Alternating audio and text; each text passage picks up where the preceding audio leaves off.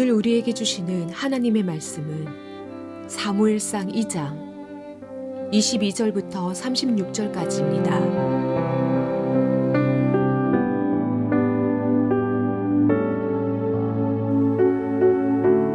엘리는 매우 늙었다. 그는 자기 아들들이 모든 이스라엘 사람에게 저지른 온갖 잘못을 상세하게 들었고 회막 어귀에서 일하는 여인들과 동침까지 한다는 소문이 들었다. 그래서 그는 그들을 타일렀다. 너희가 어쩌자고 이런 짓을 하느냐? 너희가 저지른 악행을 내가 이 백성 모두에게서 듣고 있다. 이놈들아, 당장 그쳐라. 주님의 백성이 이런 추문을 옮기는 것을 내가 듣게 되다니 두려운 일이다. 사람끼리 죄를 지으면 하나님이 중체하여 주시겠지만 사람이 주님께 죄를 지으면 누가 변호하여 주겠느냐. 아버지가 이렇게 꾸짖어도 그들은 아버지의 말을 듣지 않았다. 주님께서 이미 그들을 죽이려고 하셨기 때문이다. 한편 어린 사무엘은 커갈수록 주님과 사람들에게 더욱 사랑을 받았다. 하나님의 사람이 엘리를 찾아와서 말하였다. 나 주가 말한다. 내 조상의 집이 이집트에서 바로의 집에 속하였을 때에 내가 그들에게 나를 분명하게 나타내 주지 않았느냐.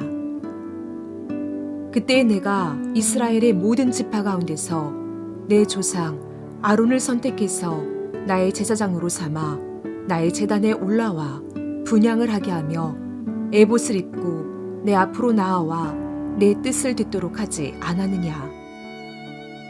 또 나는 이스라엘 자손이 드리는 불살라 바치는 제물을 모두 너희의 몫으로 차지할 권리를 내 조상의 집안에 주지 않았느냐. 그런데 너희는 어찌하여 나의 처소에서 나에게 바치라고 명한 나의 제물과 예물을 멸시하느냐. 어찌하여 너는 나보다 내 자식들을 더 소중하게 여기어 나의 백성 이스라엘이 나에게 바친 모든 제물 가운데서 가장 좋은 것들만 골라다가 스스로 살찌도록 하느냐.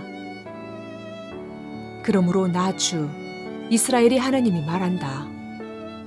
지난날 나는 너희 집과 너희 조상의 집이 제사장 가문을 이루어 언제까지나 나를 섬길 것이라고 분명하게 약속하였지만 이제는 더 이상 그렇게 하지 않겠다. 이제는 내가 나를 존중하는 사람들만 존중하고 나를 경멸하는 자들은 수치를 당하게 할 것이다. 나 주의 말이다. 내가 내 자손과 내 족속의 자손의 대를 끊어서 너희 집안에 오래 살아 나이를 많이 먹는 노인이 없게 할 날이 올 것이다. 너는 고통을 받으면서 내가 이스라엘이 모든 백성에게 베푸는 복을 시샘하며 바라볼 것이다.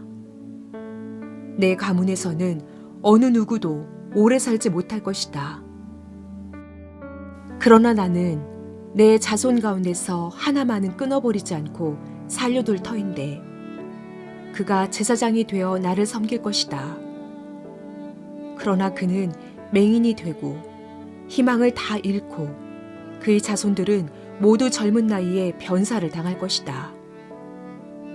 내 두 아들 홈니와 비느하스도 한날에 죽을 것이며 이것은 내가 말한 모든 것이 반드시 이루어진다는 표징이 될 것이다.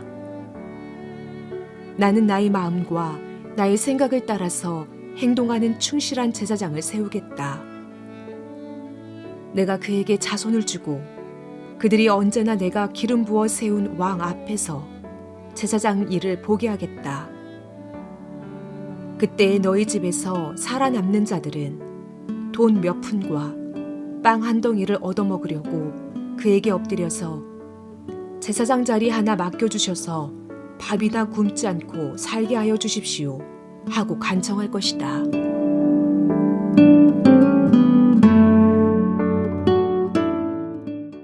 오늘 본문은 하나님의 명령에 순종하지 않았던 엘리 아들들에게 심판과 저주가 선포되는 내용입니다.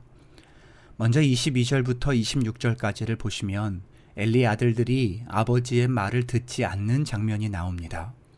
25절 하반절에 아버지가 이렇게 꾸짖어도 그들은 아버지의 말을 듣지 않았다. 주님께서 이미 그들을 죽이려고 하셨기 때문이다.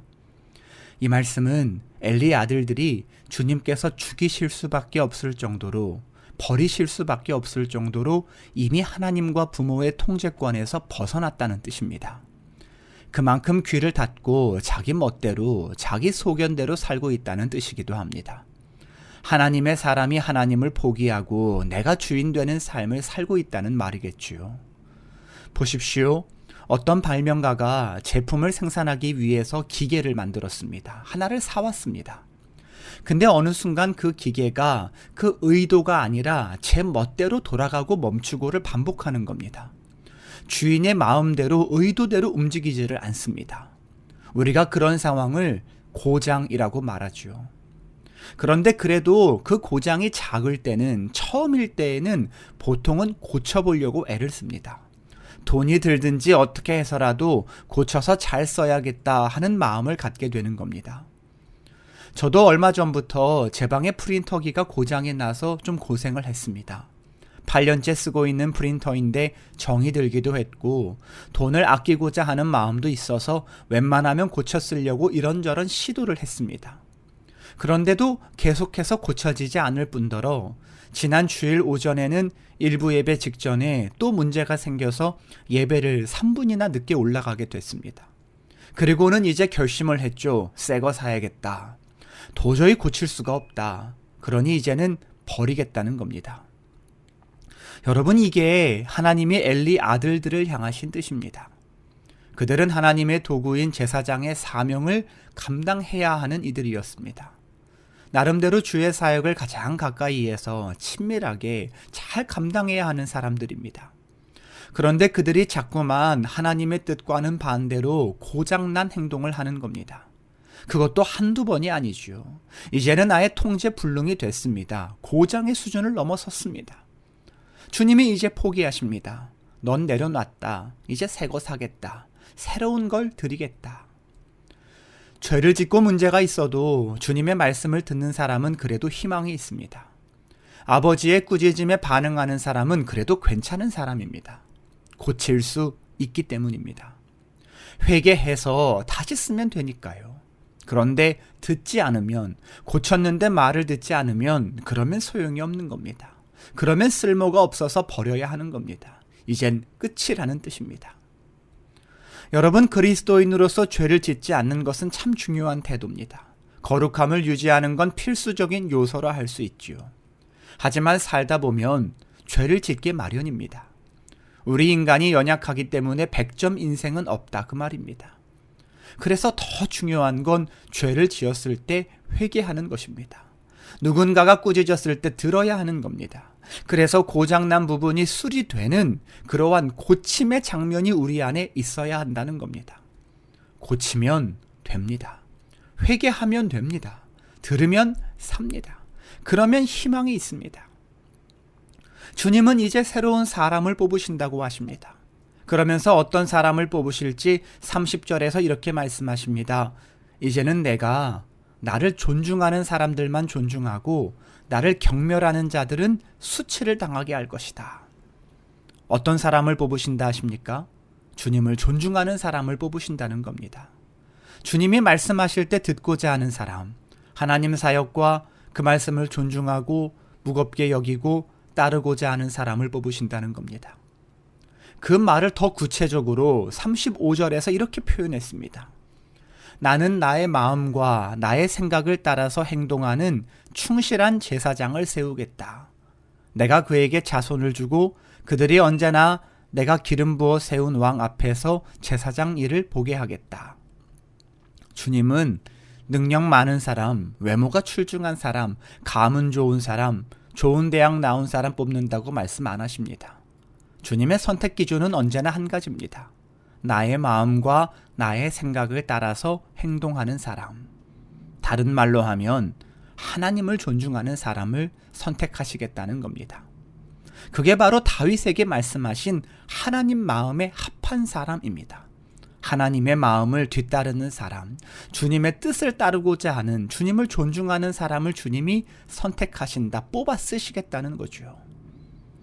오늘 말씀을 나누는 저와 우리 모두가 정말 그러한 하나님의 사람이 되기를 원합니다. 하나님을 존중하고 하나님의 말씀과 그의 생각을 따라 행동하는 사람이기를 원합니다. 그러고 보면 엘리 제사장에게도 부족한 모습이 있었습니다. 그는 하나님을 존중하기보다 자기 아들들을 더 존중했으니까요. 그러니 주님께서 그에게 어찌하여 너는 나보다 내 자식들을 더 소중하게 여기어 나의 백성 이스라엘이 나에게 바친 모든 재물 가운데서 가장 좋은 것들만 골라다가 스스로 살찌게 하느냐 하고 말씀하신 겁니다. 엘리에게 하나님 존중의 모습이 부족했다는 겁니다. 자식을 너무 사랑하다 보니까 하나님을 존중하지 못했고, 그래서 결국 그의 사역도 끝났다는 겁니다. 우리는 자식보다, 돈보다, 내가 사랑하는 그 어느 것보다 주님이 먼저가 되고 주님의 마음과 생각이 우선이 되기를 원합니다. 여러분, 그게 바로 주님을 존중하는 겁니다. 오늘도 우리의 삶에서 하나님의 말씀이 먼저가 되고 하나님의 뜻이 먼저가 되고 하나님의 사명이 먼저가 돼서 주님을 존중하고, 그래서 주님께 선택되어 주의 도구로 잘 쓰임받는 저와 여러분 다 되실 수 있기를 주님의 이름으로 축복합니다. 기도하겠습니다. 사랑의 하나님, 하나님을 존중하는 우리 모두가 되기 원합니다. 그렇게 하나님 마음과 주의 생각을 따라 살기를 원합니다. 이제 오늘 우리의 삶에서 그러한 행동이 끊임없이 드러나게 해 주십시오. 그래서 하나님의 칭찬받고 주님의 복도 받아 누리는 우리 모두가 되게 해 주십시오. 우리뿐만이 아니라 우리의 가정과 교회가, 이 나라가 그러한 공동체가 될 수 있도록 주께서 도와주십시오. 예수님의 이름으로 기도합니다. 아멘.